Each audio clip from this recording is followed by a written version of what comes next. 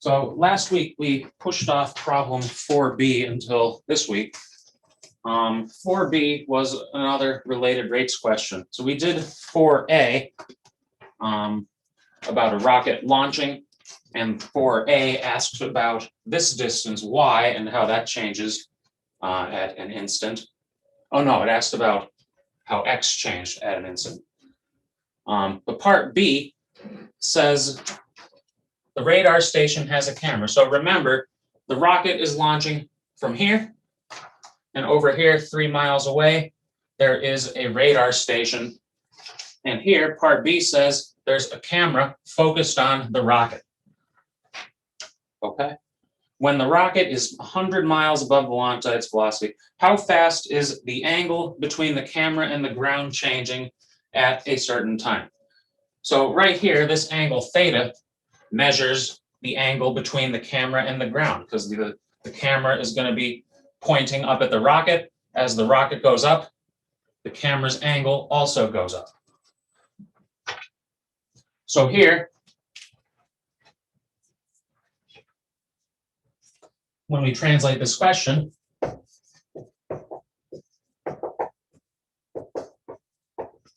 what is it asking? Well, it says what?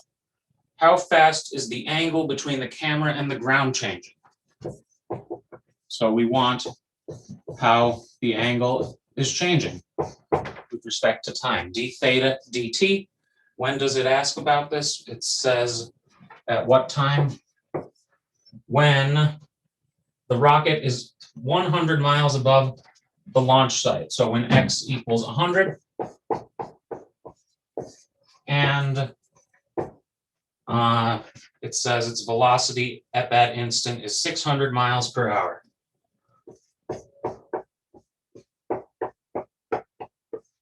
So its velocity, the rocket is going upward, so x is changing at a rate of 600 miles per hour at that instant.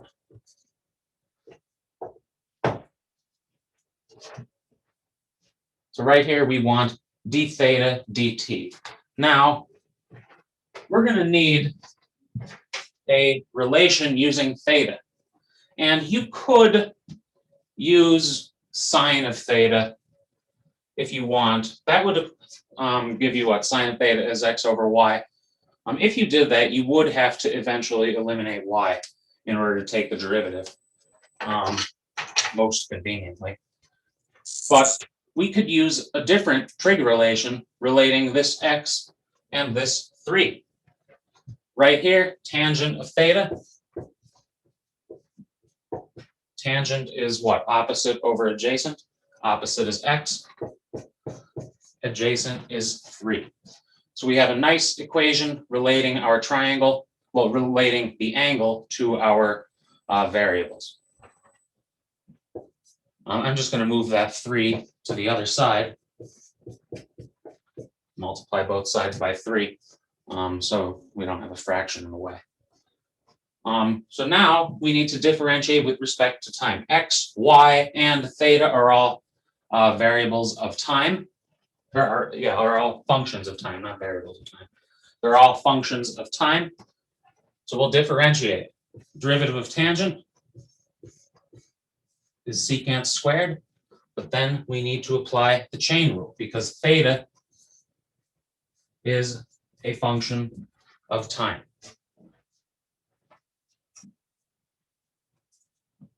And similarly, x is a function of time. The derivative on the right side is 1 times dx dt. So now we need to solve this for d theta dt with these values.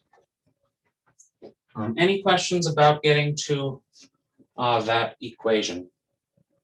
So I'm going to have to erase something up here soon.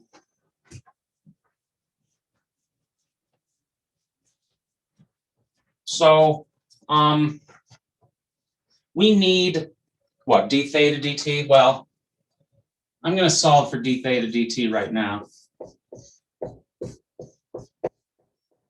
What's d theta dt? Divide by 3. Divide by secant squared. dividing by secant squared is the same as multiplying by cosine squared.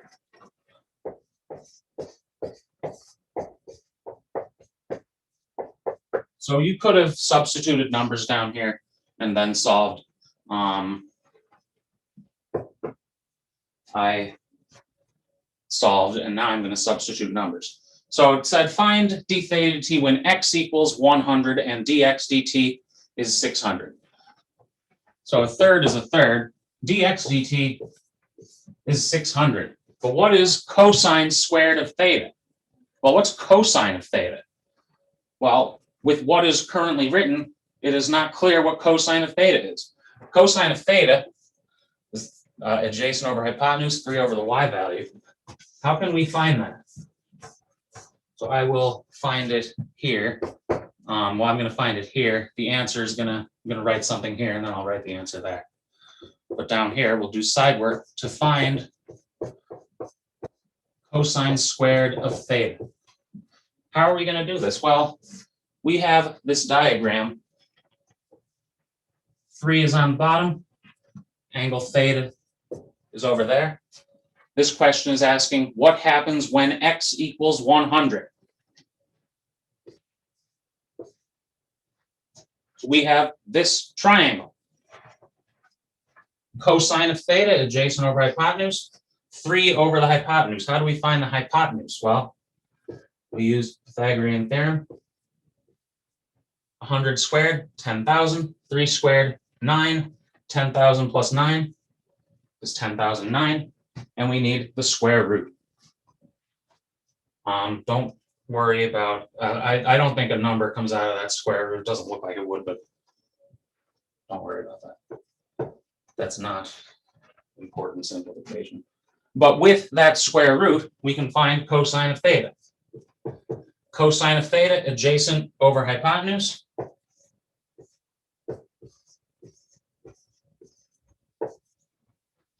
So we have 3 over root 10,009. So cosine squared of theta is that squared. 9 over 10,009. That's a better 9. And that doesn't reduce. So remember, these related rates questions describe a situation that's changing as time is changing. But then it asks what happens at an instant during this change.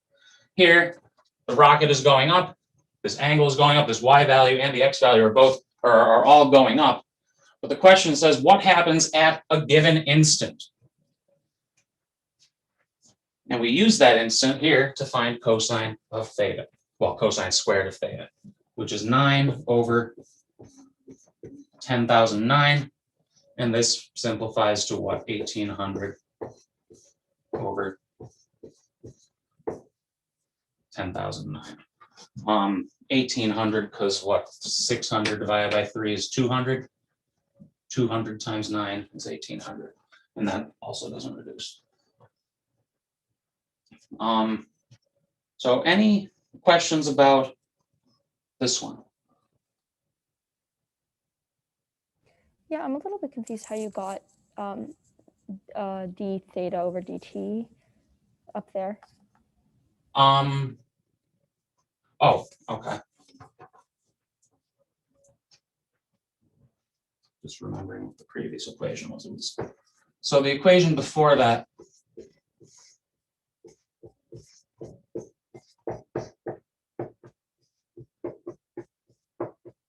this would definitely be easier with a larger board, but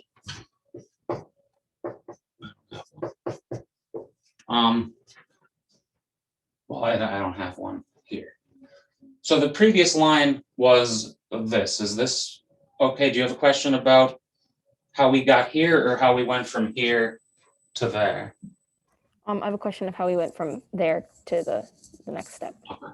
So here I solved for d theta dt by dividing everything by 3 secant squared of theta. So the left side divided by 3 secant squared of theta is just d theta dt. The right side divided by 3 secant squared of theta, well, the 3 is in the denominator there as 1/3. Dx dt is still there, but 1 over secant squared of theta, well, remember 1 over secant theta is the same as cosine theta. So 1 over secant squared is the same as cosine squared. So in this, I solved for d theta dt and then substituted.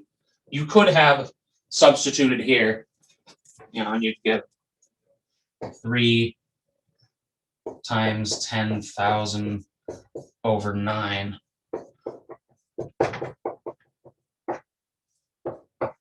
You could have substituted here, but sometimes I like solving for it and then substituting.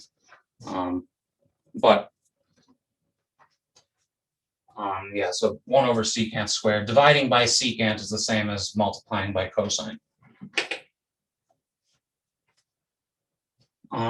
Any other questions about number 1?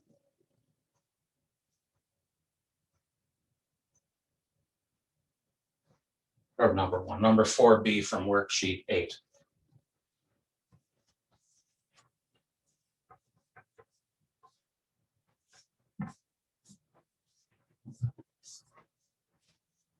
So this week, week 9, we continued our discussion of L'Hopital's rule. Where did I put the worksheet?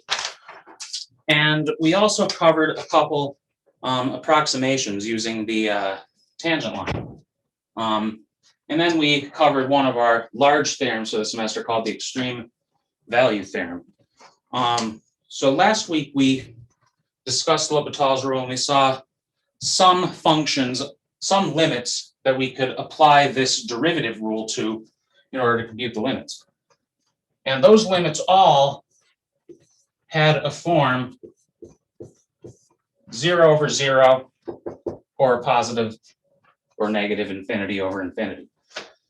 But this week we saw that we could extend, well, that we could consider other functions which take other forms, like a 0 to the 0 or a 0 times an infinity, and do some algebra on them and get them into a form on which L'Hopital's rule applies. And we have that in these first 3 parts of number 1. 1a. What do we have? Limit x to 0 from the right, 3x plus 1 is the cotangent. So right here, if you do a direct substitution and try to take the limit, still, these are limits. So if a direct substitution works, well, then it works, and you're done with the algebraic limit laws. But here, if you do a direct substitution, you wind up getting a 1 to the infinity, which is not a number. We'll see, in this case, it behaves like what? Like a e cubed, I think it is. But 1 to the infinity, not a number. But we can do some algebra to this and get it into a form on which L'Hopital's rule applies. So here, I always write at the beginning, well, with these exponentials, 1 to the infinity, 0 to the 0, and so on, we're going to throw a logarithm on this and use that to turn it into a quotient. And because we're throwing a logarithm on it, what we compute isn't exactly what we want. So I always like noting right at the beginning that we're doing some side work to figure this out.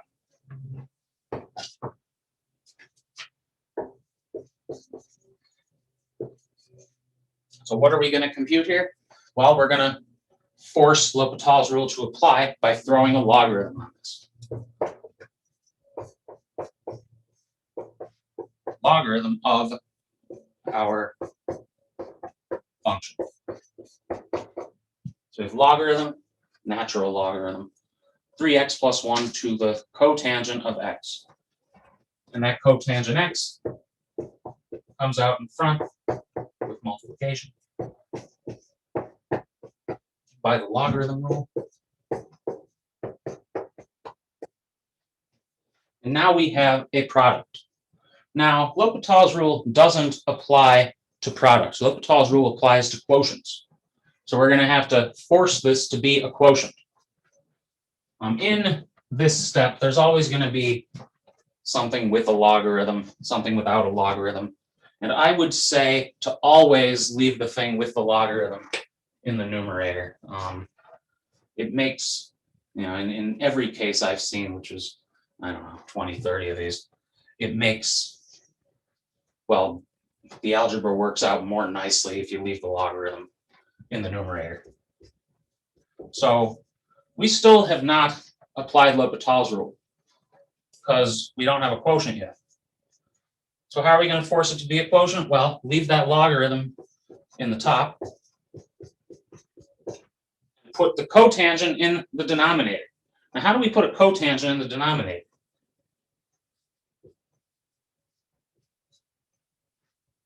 Well, we could write it as a 1 over cotangent in the denominator, like this. We could leave it like that.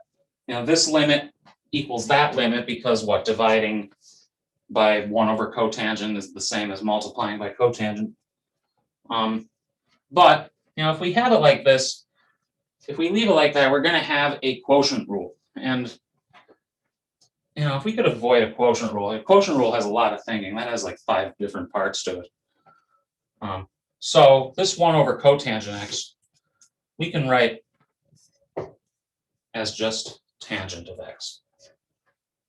So cotangent in the numerator is the same as a tangent in the denominator because they are reciprocals of each other.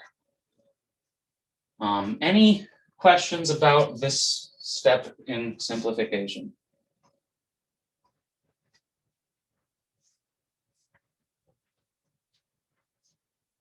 Okay, because right now, L'Hopital's rule does apply.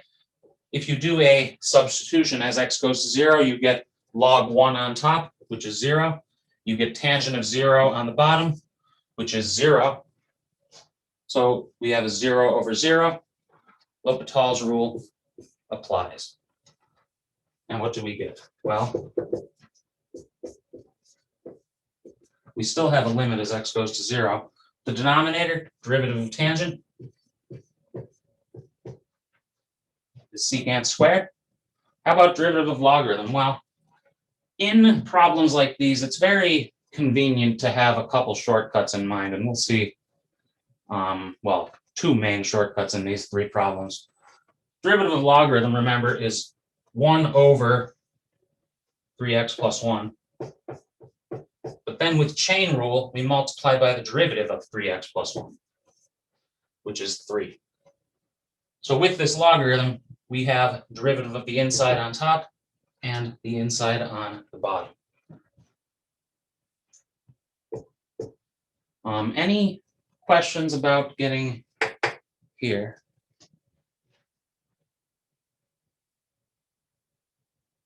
For the 3 over 3x plus 1. Where did the 3 on the top come from? So the derivative of the logarithm of a logarithm is just 1 over 3x plus 1, but then we multiply by the derivative of 3x plus 1 using the chain rule. And just writing that as one fraction, we can put the 3 in the numerator. So chain rule. Derivative of logarithm, 1 over 3x plus 1 times derivative of the inside. Hey, explain that one more time, please. Yeah, so we're taking here the derivative of logarithm 3x plus 1. Derivative of logarithm of anything is 1 over that thing, and then times the derivative of 3x plus 1, which is 3 plus 0, 3. And then I just wrote that as one fraction. For simplification purposes, it's easier to consider it as one fraction.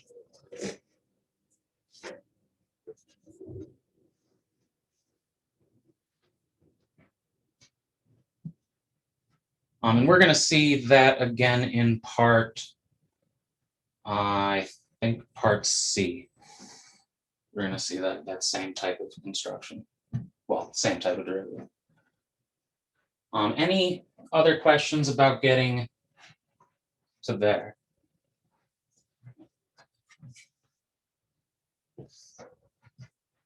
Okay, so now if we could do a substitution, then we're done with this limit. And can we do a substitution? Well, what do we get if we do a substitution? You could write this as one fraction, as one, two-tiered fraction rather than a three-tiered fraction. I think I did that this morning, but we don't really have to. I'm not going to here. What do we get if we take the limit as x goes to 0?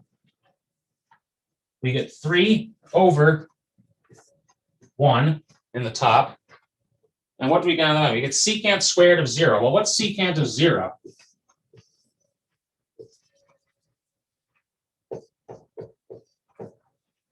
Well, cosine of 0 is 1. So secant of 0 is 1 flipped around, which is also 1. 1 squared is 1. 3 divided by 1 is 3. So we could do a substitution there, and we get 3. Now, we computed that limit. But, whenever you're done with one like this, well, whenever I'm done at least, I always like to just look over everything and make sure I didn't overlook something. And the reason I always make that type of note right at the beginning is because it's very tempting to get down here and then just say that's your answer. But remember, this isn't the limit we actually wanted. This is the logarithm of the limit we want. The limit we want doesn't have that logarithm. So we need to get rid of the logarithm. And we can do that by taking exponentials everywhere. Take exponentials of everything, and you get that limit is e to the third power. So any questions about 1a?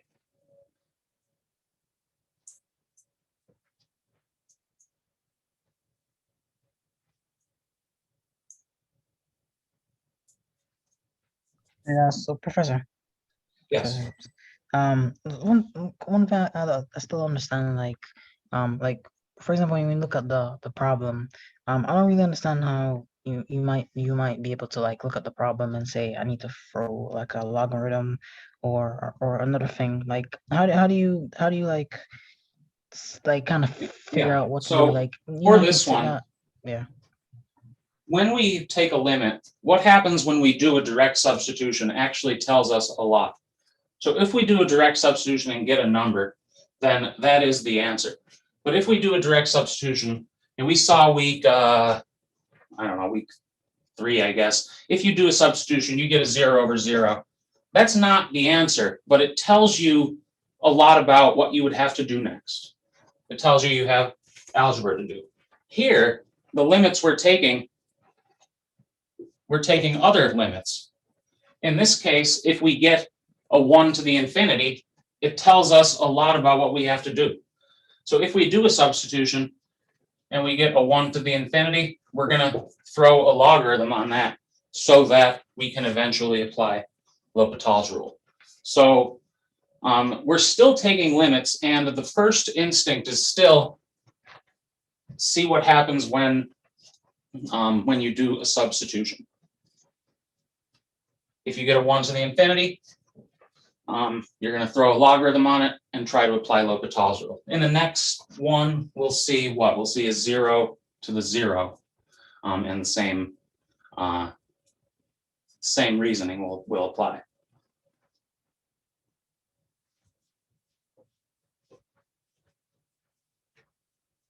So what do we have for the next one? Is x to the sine x? Yeah. So the next one, not y. We have limit as x approaches 0 from the right of x to the sine x. I'm not sure if I made a big deal about this in the lecture. The reason we're looking only at one side is because the logarithm exists only on one side. So all of these are one-sided limits. But here, if we do a substitution, x equals 0, we get 0 to the 0. 0 to the 0, not a number. It is another, what's known as indeterminate form. But if we want the limit, we can do this limit using, well, by putting a logarithm on it, first of all, to get rid of the exponential, but then eventually applying L'Hopital's rule.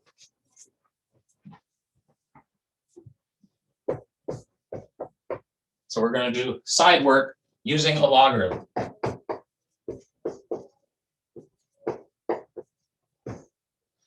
What are we going to compute? Well, we're going to compute this limit.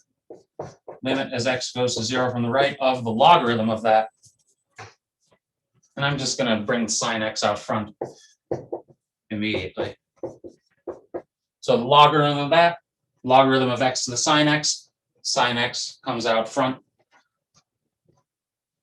times logarithm of x. Now, do you like yes. do a logarithm whenever you see like a exponents? Well, not every time.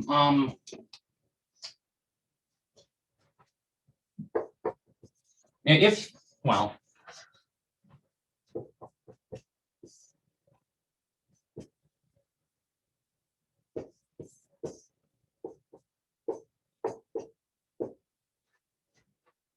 so on the homework, you have sine x to the x, and on that one, you will have to go through reasoning similar to this. But what if I asked you this limit?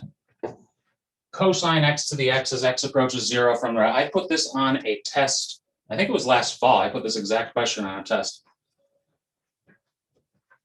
So I guess that means I'm not putting on a test this time. But how would you do this?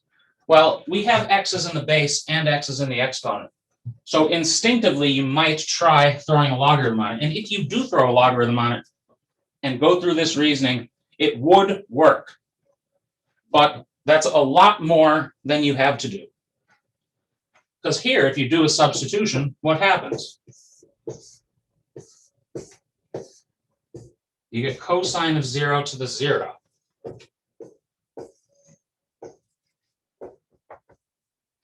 Cosine of 0 is 1, and 1 to the 0 is 1.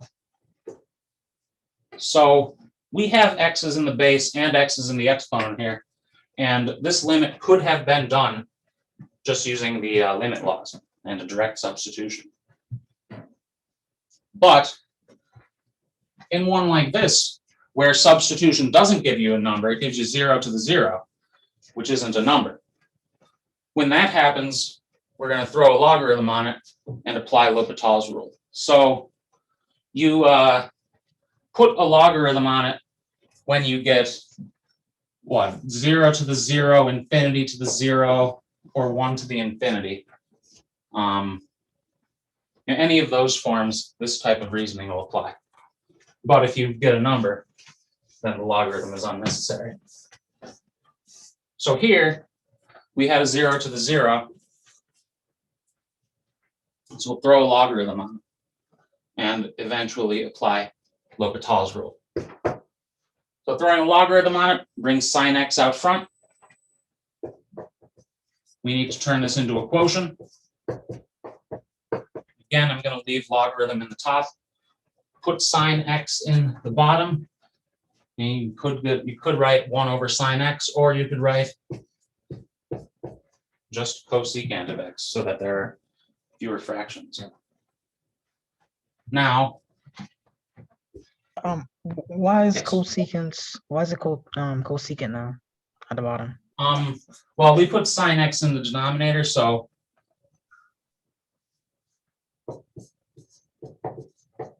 you could leave it as 1 over sine x, but I don't want fractions all over the place if we don't have to. So I'm just going to take it as cosecant x. And we have a derivative. How do you know it's cosecant x? I don't remember.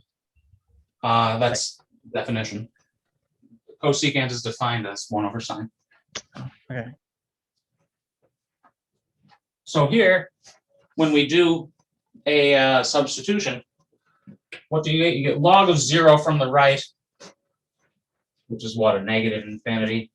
You get cosecant of 0 from the right, a positive infinity, the sign argument. But when we have infinity over infinity, we can apply L'Hopital's rule. And that limit is now equal to this limit. Derivative of log x, 1 over x. Derivative of cosecant x, negative cosecant x, cotangent x.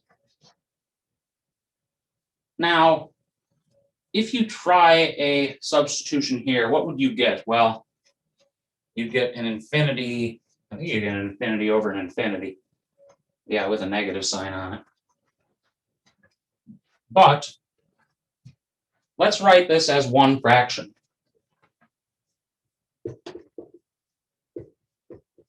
And see what happens. So we have 1 over x, we have a negative, dividing by cosecant, dividing by cotangent. Well, that's the same. Dividing by cosecant is the same as multiplying by sine. Dividing by cotangent, same as multiplying by tangent.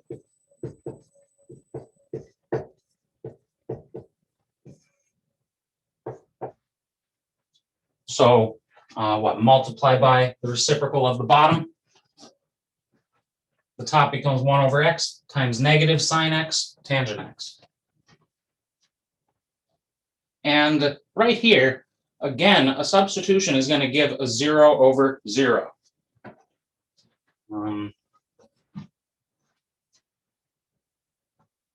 Yeah, I think I can put it right here. So you have another 0 over 0.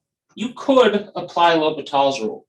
And I would imagine most, maybe even all of you who got there, did apply L'Hopital's rule a second time. And that's perfectly fine, especially because that denominator goes to 1. But I'm going to show another way it can be done. Because we've seen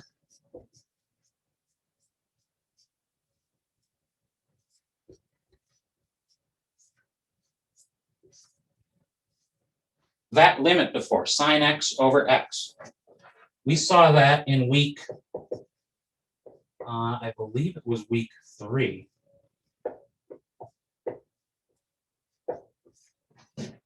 Is that low enough? Yeah.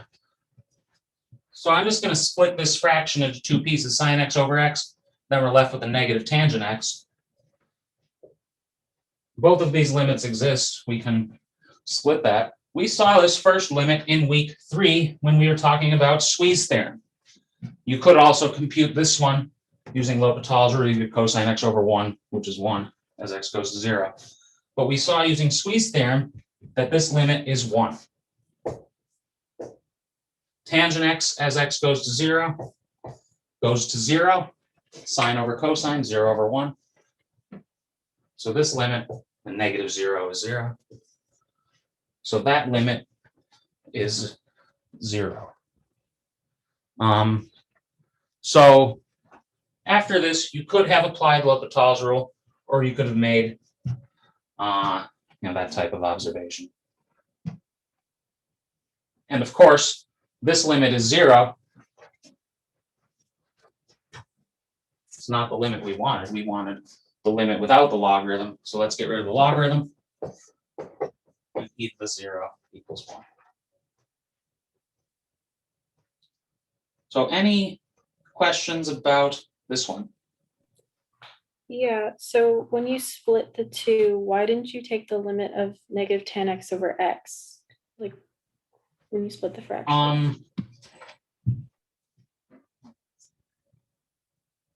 There are 2 ways I could answer this. I'm trying to think of which one I should go with first.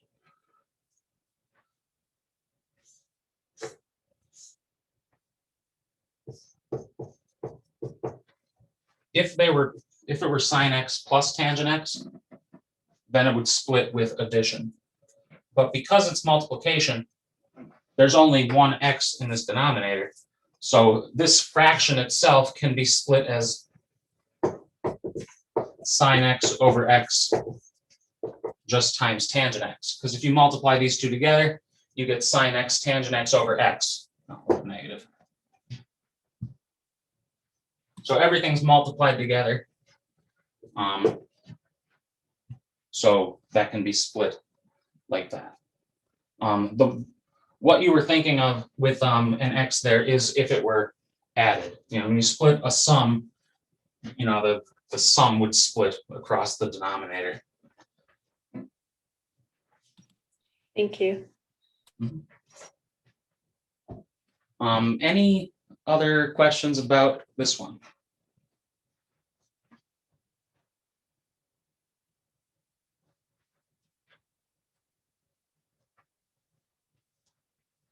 Okay, next, 1C, limit, what is it, x plus sine x to the x.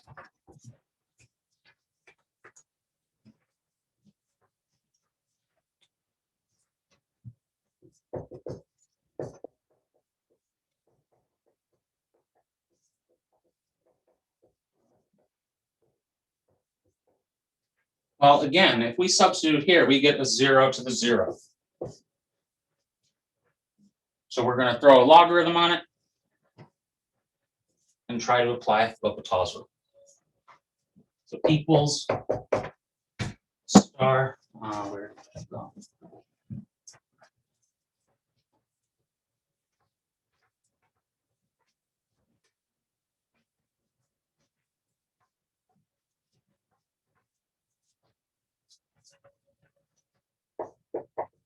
So we're going to compute the limit as x goes to 0 of the logarithm of that, bring the x out front.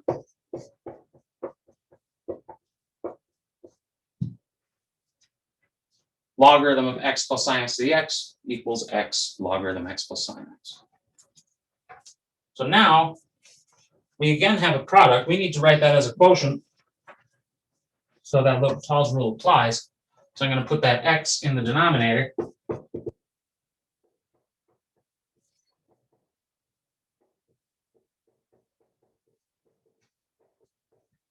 Leave the logarithm quantity alone.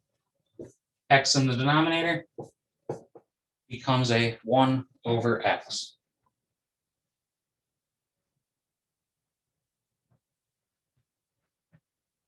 Sorry, I hear a noise. Is that How did you know that it wasn't product rule like last time, and instead it's quotient rule this time? We haven't applied the quotient rule yet. We haven't taken a derivative yet. So all we did here was take this x and put it in the denominator. And we got a 1 over x. So now, in this form, as x goes to 0, top goes to negative infinity, bottom goes to positive infinity, we can apply L'Hopital's rule and we get, well, what do we get? A large fraction. In the denominator right here, problems like these and a couple other problems we'll see, I find it very convenient to use the fractional form rather than the x to the negative 1 form and jump straight to negative 1 over x squared. In the top, what do we have? Well, we have a logarithm, derivative of the logarithm, remember, 1 over the inside times the derivative of that, which is 1. And the derivative of sine x is cosine x.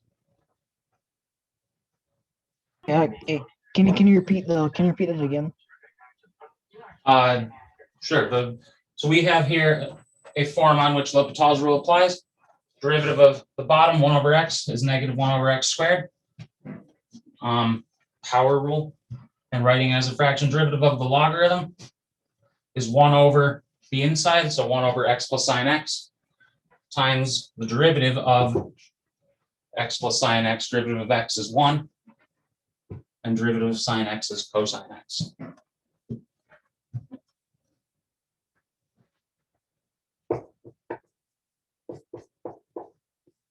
I don't really understand here. The derivative of a log isn't it supposed to be one over x? I understand the bottom part is the derivative of the bottom.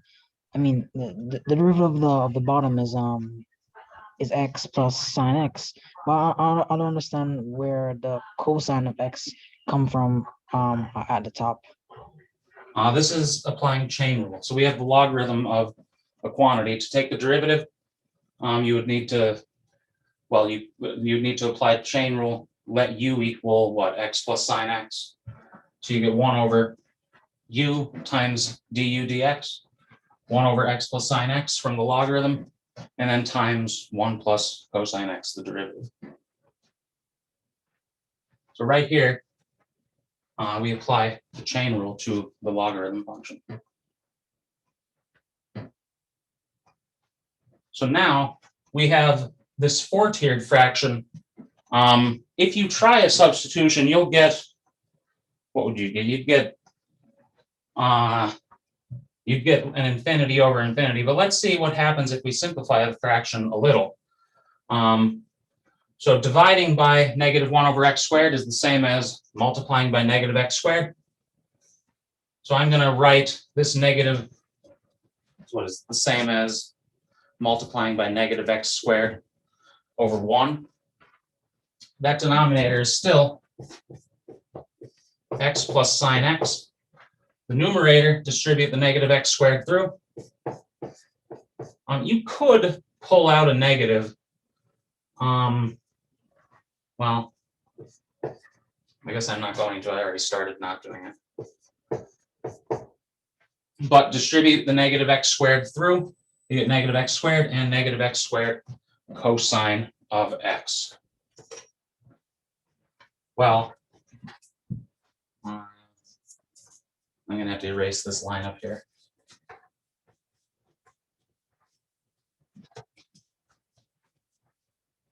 Now, this limit, it would be nice if substitution worked, let x equal 0.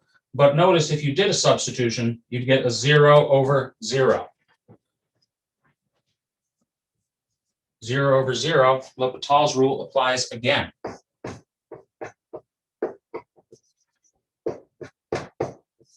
Apply L'Hopital's rule. We're still taking the limit as x goes to 0 from the right. The derivative of the bottom is just 1 plus cosine x. What's the derivative of the top? Well, a lot of negatives. Derivative of -x squared, -2x. Here we have a product, so we need the product rule. I'm going to treat the product as -x squared and cosine x to take care of the negative. Derivative of -x squared, -2x. Derivative of cosine is negative sine x. So the negative from that and this negative make a positive. And now it may look like it became more complicated, and it does look more complicated, but look what happens when you substitute x equals 0.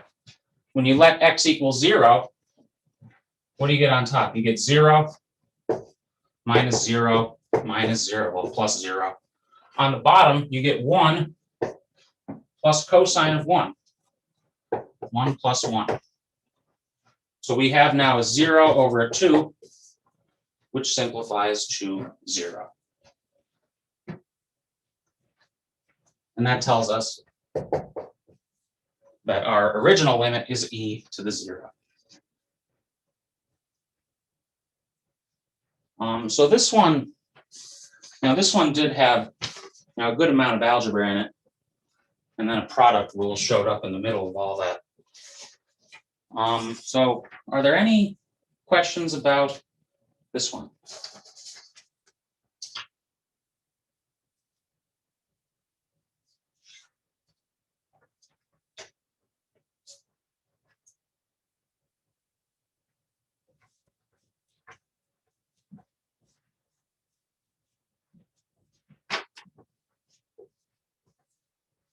Okay, numbers 2, 3, and 4 cover the two approximations we discussed.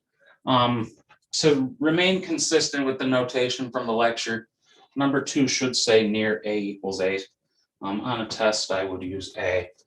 I took this from a previous semester where I used X instead. But here, find the linear approximation and use it to approximate something. Well, we're going to need our linear approximation, which is a rewriting of the tangent line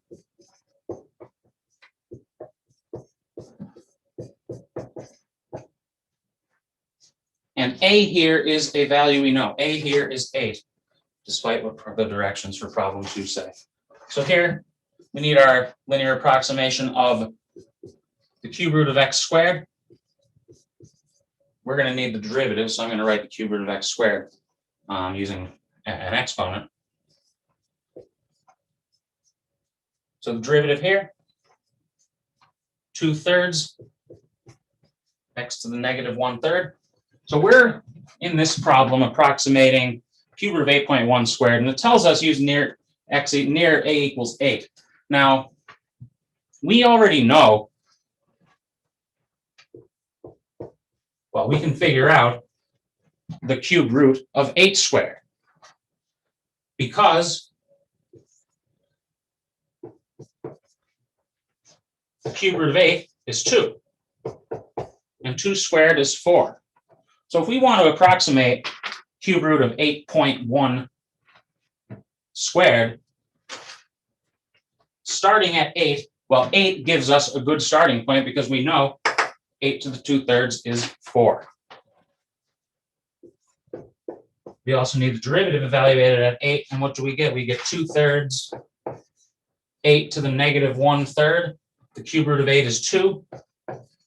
The negative exponent tells us to take that as 1/2. And that simplifies to 1/3. So we did that side work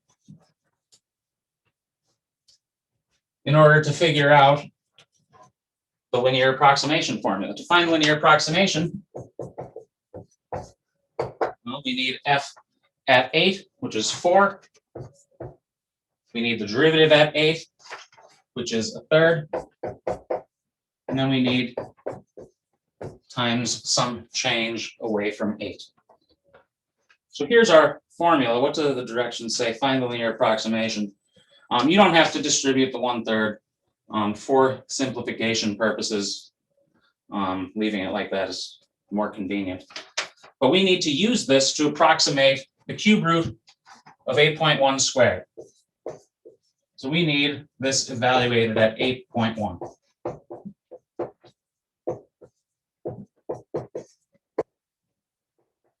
What does this equal? Well, 8.1 is 1/10 larger than 8. And 4, well, 1/3 times 1/10 is 1/30th. And especially for a linear approximation, you can leave your answer like that, or you could write it as the 1 fraction if you want.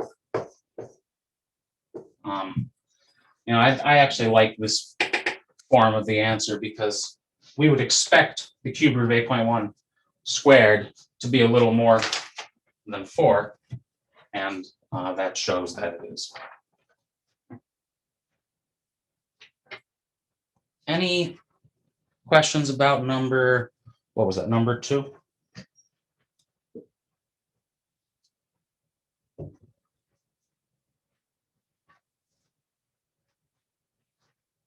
Okay. So number 3 says, well, number 2, I gave you the function and the relevant point. Number 3, we have to figure that out.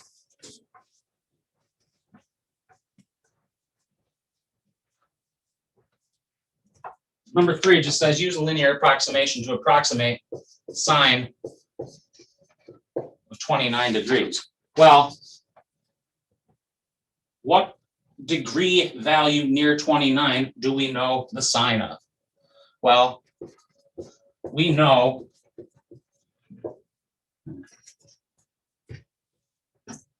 the sine of 30 degrees. So we would expect this to be close to the sine of 30 degrees. We would expect it to be a little lower than the sine of 30 degrees. So we're going to use our linear approximation of sine of x near 30 degrees. So f of x is sine of x. The derivative is cosine of x. We need this at 30 degrees. Well, what's 30 in radians? You know, eventually we're going to need radians. 30, remember, is pi over 6.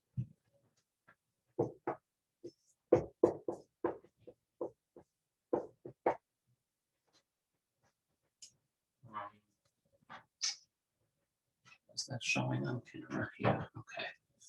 I'm going to draw the triangle down here. We need pi over 6. So there's pi over 6. 1 to root 3 to 2. F of pi over 6, sine of pi over 6, opposite over hypotenuse, gives us a half. Cosine at pi over 6, adjacent over hypotenuse, root 3 over 2.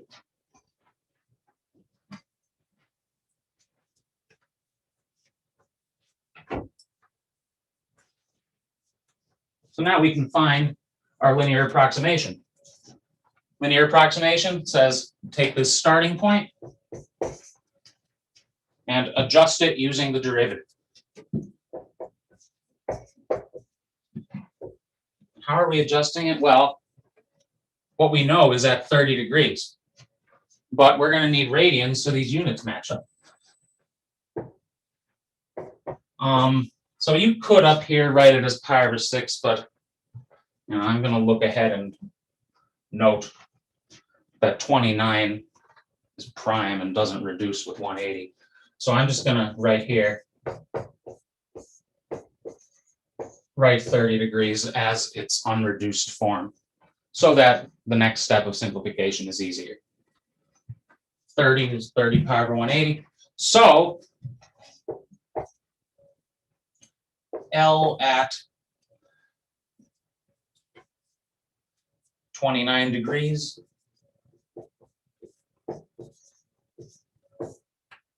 (29 in radians) is 29 pi over 180. That doesn't reduce. You don't have to simplify that, but you do have to simplify this next one a little. Let x equal 129 over 180. Or sorry, 129 pi over 180.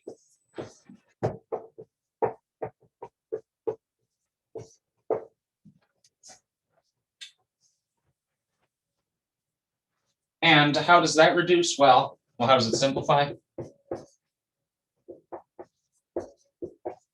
Well, 129 minus 130 is -1. -1 pi over 180 shows us that this is close, but a little less than sine of 30, sine of pi over 6. And I'm just going to distribute that through.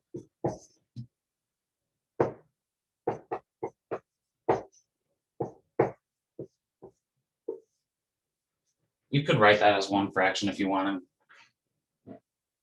You don't have to worry about that. This answer is perfectly fine.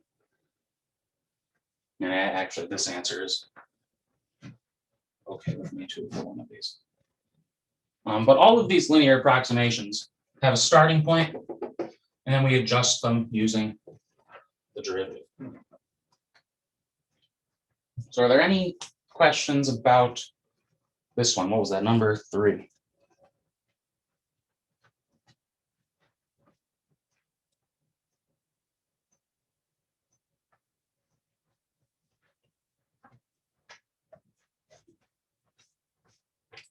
Now, number 4 asks about a cylinder, asks about the surface area of a cylinder. And last week, I gave you a page showing where the formula for surface area of a cylinder comes from. And I think I have that somewhere here. Yes. So the surface area of a cylinder, which way? That way, has a circular top and a circular bottom. Each has area pi r squared. And then the side if you unravel the side, it becomes a rectangle. The one side of the rectangle is the height of the cylinder. The other side of the rectangle is the circumference of the base or top circle. So the two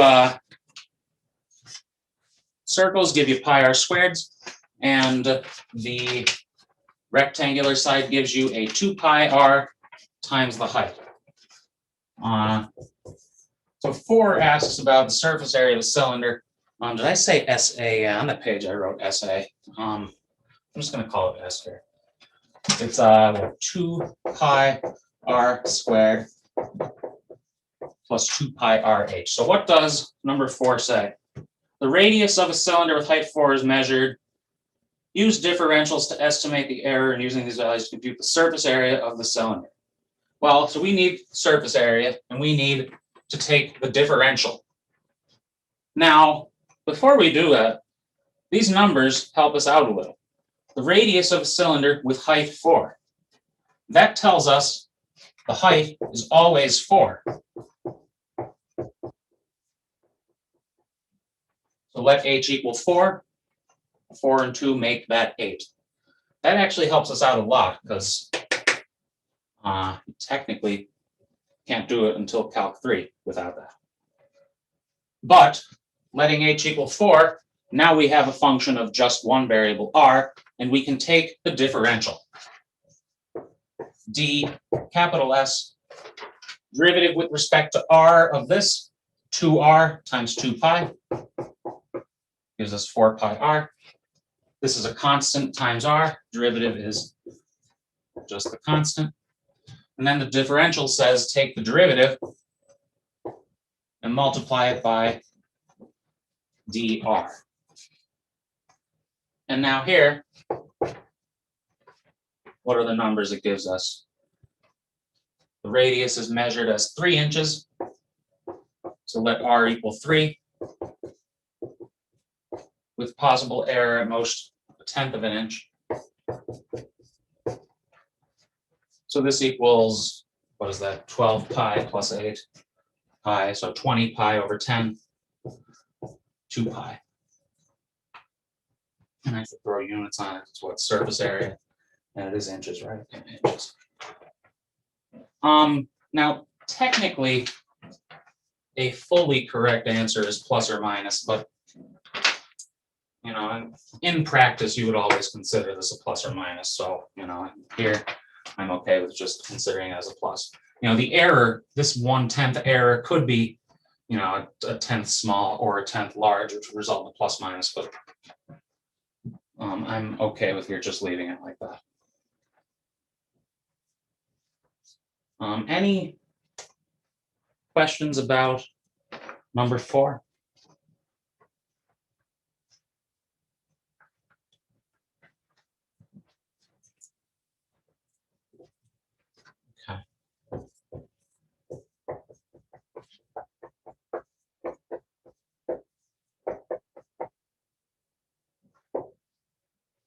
Now, number 5, we have a couple extreme value theorem problems, and the extreme value theorem tells us on a closed and bounded interval, a function will always have a highest point and it'll always have a lowest point, an absolute maximum and an absolute minimum somewhere in or on the interval 1 to 5. Right, sorry, -2 to 5 in this case. Now, how can we figure out where they are?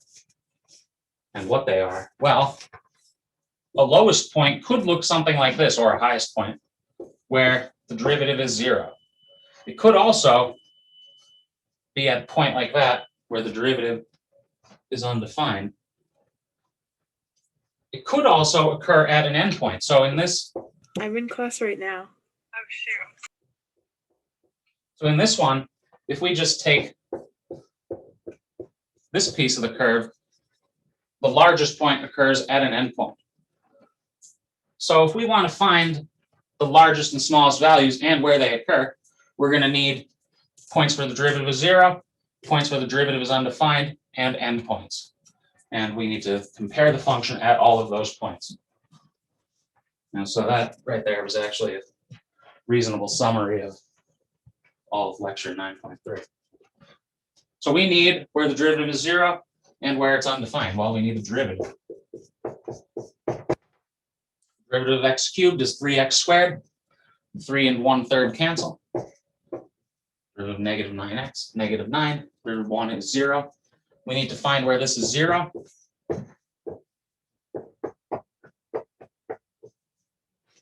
It's 0 at 3 and 0 at negative 3.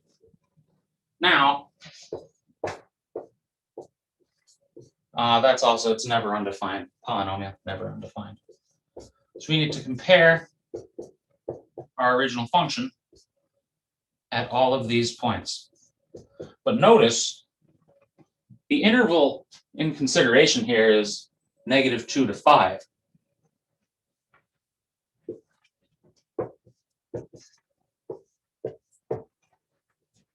So we're looking at what this function does in here. What this function does way over here at -3 doesn't matter as far as the interval -2 to 5 is concerned. So we don't have to even think about what happens at -3. But we do need to think about what happens at these other 3 points. So let x equal -2, -8/3, plus 19, and plus 19, plus 18. Oh, I guess it is plus 19, plus 1. 18 and 1 make 19. Minus 8/3, 19 times 3, 57. 57 minus 8, 49. And we still have thirds. And now we need this at 3. At 3, you get 27 divided by 3, which is 9. You get a -27, and you get a +1. 10 minus 27, -17. And at 5, what do we get? 5 cubed, 125. -9 times 5, -45, and a +1.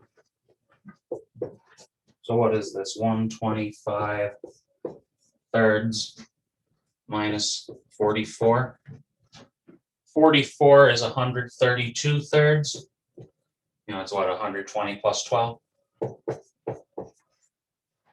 So 125 minus 132 gives us -7.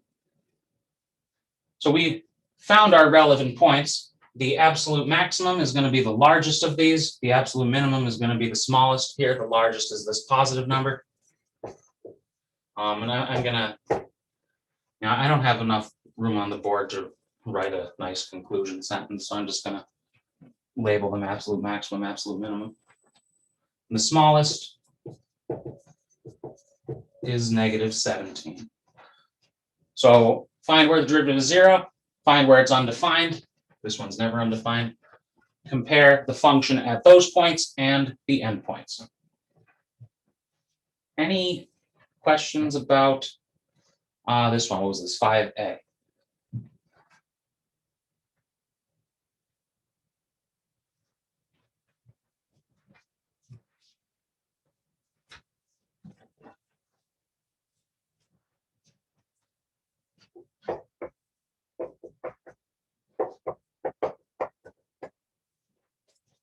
So next we have x√1 minus x.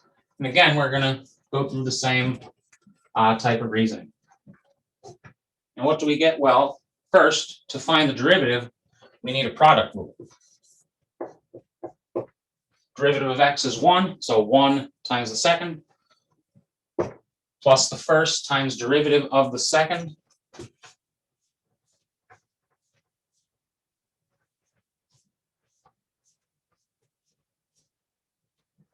Well, derivative of the second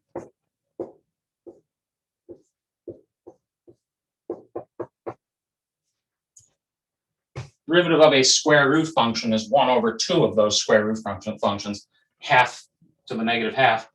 But then you need to multiply by the derivative of 1 minus x, which is -1. So we have derivative of the first is 1 times the second plus the first times the derivative here,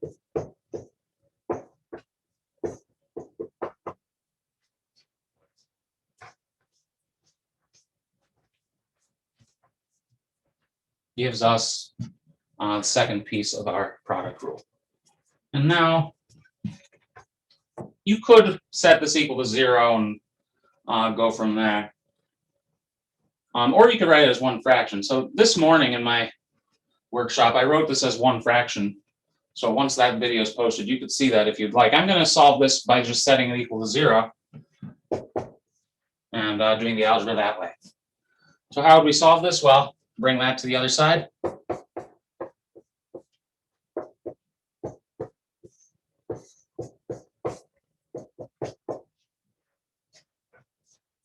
Get rid of the denominator.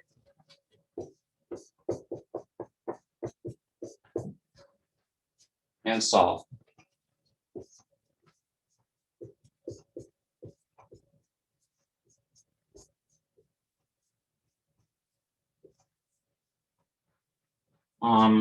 So going from here to here, multiply both sides by the denominator. And on the right side, you just get x. On the left side, you get 2 root 1 minus x, root 1 minus x. And root 1 minus x times root 1 minus x gives us just 1 minus x. Distribute the 2, put the x's together, and divide. And we get that x equals 2/3. So we found where the derivative is 0. And where is the derivative undefined? So I guess I'll just note here. F prime is undefined, well, when a denominator equals 0. Denominator will equal 0 when x equals 1. So we have all of our relevant x values. Notice here that this 1 happens to coincide with an endpoint. But we need to now compare the function at our relevant x values. -1, 2/3, 1. F at 1, 1 times 0. F at 2/3, 2/3 root 1/3.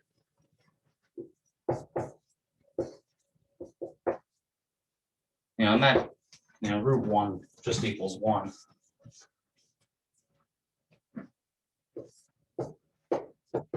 Root 1 just equals 1, so you could write this as 2/3 root 3 if you want. F at -1, -1 root 1 minus -1. So it gives us negative root 2.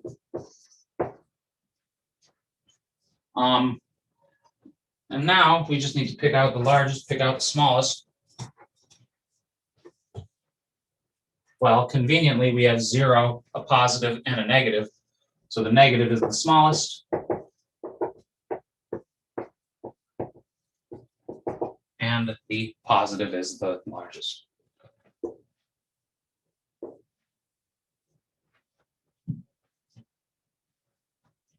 Any questions about this one?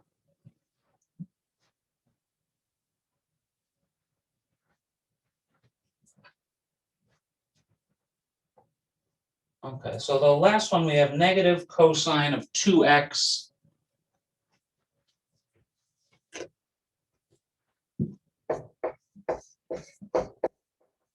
on negative pi over 4, 3 pi over 4.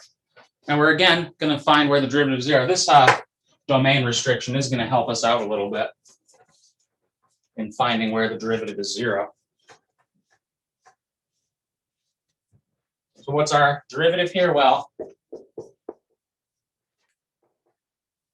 derivative of cosine is negative sine. Negatives cancel. But we need to multiply by the derivative of 2x, which is 2. We're going to need where this is 0. How do we solve this? Well, we need divide by 2. We need where sine of 2x equals 0. And this is going to turn into a few equations, but that domain restriction is going to help us a little bit. Sine is 0 when the y value of these ordered pairs is 0. Of one of these ordered pairs is 0. So first, we'll take this point. That's at angle 0. So when the angle is 0, sine is 0. This is going to be, I believe, 4 equations. And this will be one of them.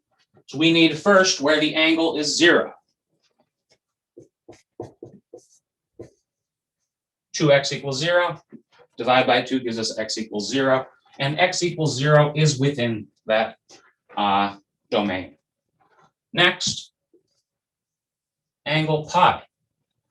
Well, sine could be 0 if the angle is pi. Set the angle equal to pi. Divide by 2.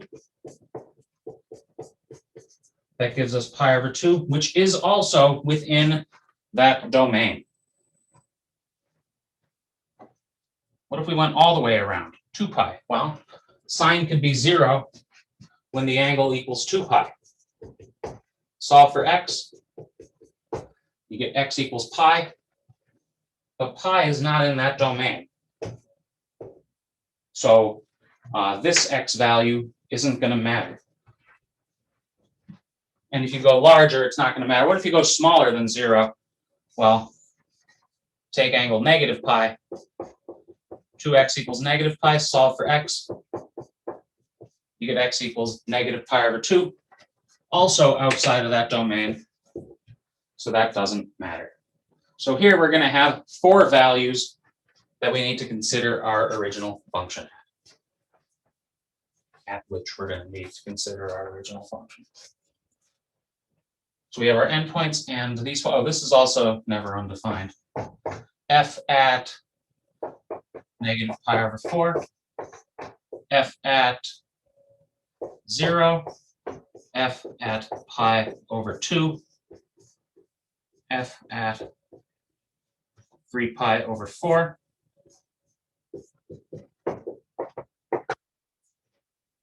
We need negative cosine of 2 times the angle. Uh, 2 times negative pi over 4, negative pi over 2. 2 times 0 is 0.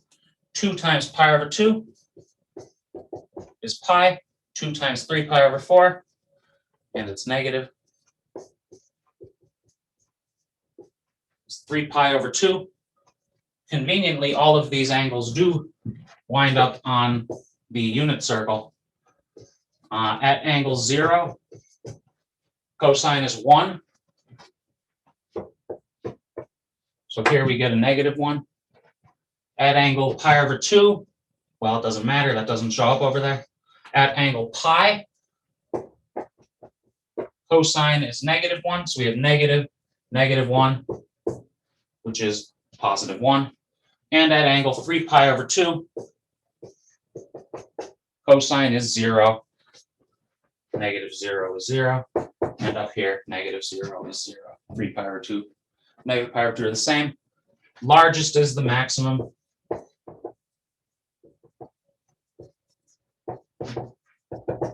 Smallest is the minimum. So in this one with the trig, we had a few additional points we needed to consider in order to be sure we were looking at all the values in the domain. Oh wow, I'm 3 minutes over. Any questions about that one?